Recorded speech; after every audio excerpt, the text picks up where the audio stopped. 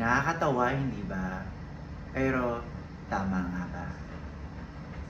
So for today's video, I'm going to teach you or make you aware of the word respect and boundaries, which is typical na dapat lahat ay maging aware.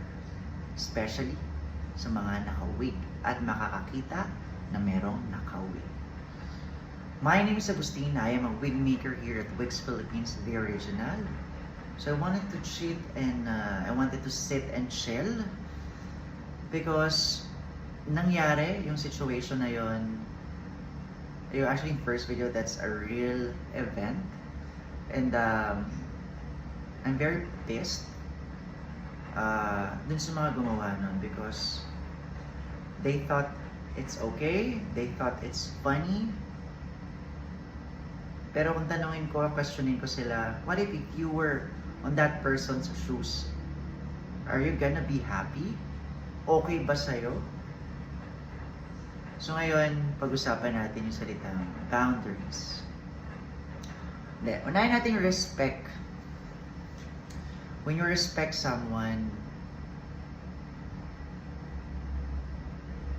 you will show respect, gratitude.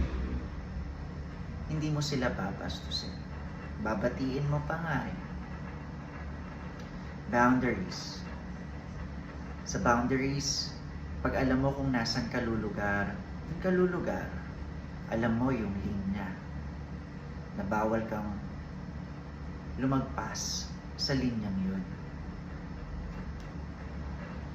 So itong topic na to related to syempre sa wig. So kung ikaw nag-wig ka or hindi ka nag-wig, pero may nakita ka or may napansin kang naka-wig.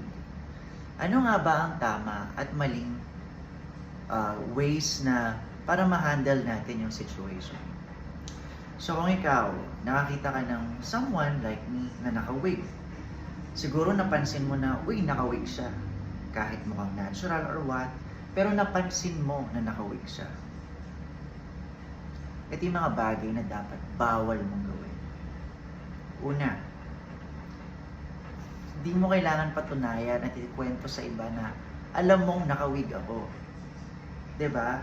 Respeto na lang po sana. Bilang tao. O sige, nakawig ako. Pero kailangan mo bang sabihin sa lahat? May mangyayari ba pag nalaman ng ibang tao na nakawig ako? Ano ang maidudulot nito para sa ibang tao kung malaman nilang nakawig ako? Sana respetuhin nyo na lang yung aking style, hindi ba?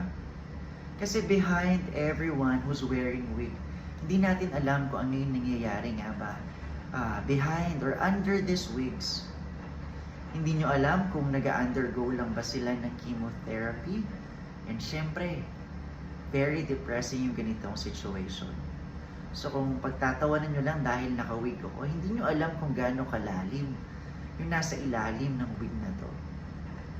Kung hindi man undergoing chemotherapy because of cancer, probably alopecia. Maraming level ng alopecia. And people do wear wigs to feel more confident. Kasi sila pa lang sa sarili nila, they're judging themselves. So pag ikaw, ginudge mo pa sila, pinuna mo yung wig nila, lalong bababa yung self-confidence nila. Sa mga taong nagkakaroon ng receding hairline o nagkaroon lang ng problema sa buhok nila, same situation. Hindi nyo alam yung depression, yung hiya na nararamdaman nila dahil nangyayari yon sa sarili nila. And tingin ko dapat respetuhin natin. Hindi na natin kailangan sabihin kahit kanino na, huy, alam mo ba, si Agustin nakawig. Uy, alam mo si ano, nakawig yun, no? Tingin ko may cancer yan. Tama ba yun? Uy, tingin din mo, oo, nag-wig siya. Kailangan mo bang may patunayan sa ibang tao na, oo, alam mo, nakawig kami. Pero napakasimple lang naman maging mabuti. Kapag may nakita kang nakawig, natuwa ka, pwede mo kaming purihin na, hey, nice hair. Pero bawal mong hawakan ang buhok namin. unless ipahawak namin and we let you feel it. Bawal mo din sabihin na ang ganda ng wig mo. Nakakabastos yun sa amin. Kasi we are trying our best na sana hindi magmukhang wig yung wig namin. Gusto namin natural lang. So maaari mong punahin na we look great. Pero bawal mong sabihin. Or bawal mong tanungin kung naka-wig kami.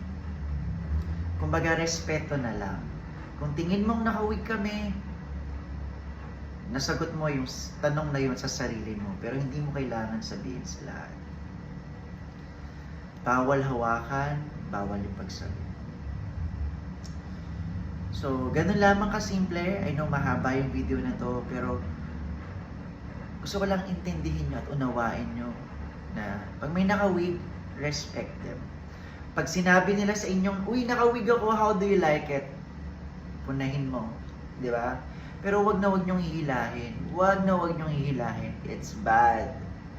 Alright? So I'm here. My name is Agustin and I wanted to spread this awareness na wag nang i-violate yung aming rights. Never snatch our wig. Never disrespect us na ipagkakalat yung naka-wig kami. Never touch our hair. Alright? So just respect us and respect our boundaries. And I'm pretty sure we will have a wonderful day, a wonderful life ahead of us. Right? So, kung tingin mo na possible na mag-wig ka in the future, may kilala kang naka-wig, at gusto mong malaman ng iba kung ano dapat ang gawin nila sa mga taong naka-wig, paano kami respetuhin, i-share mo to sa feed mo.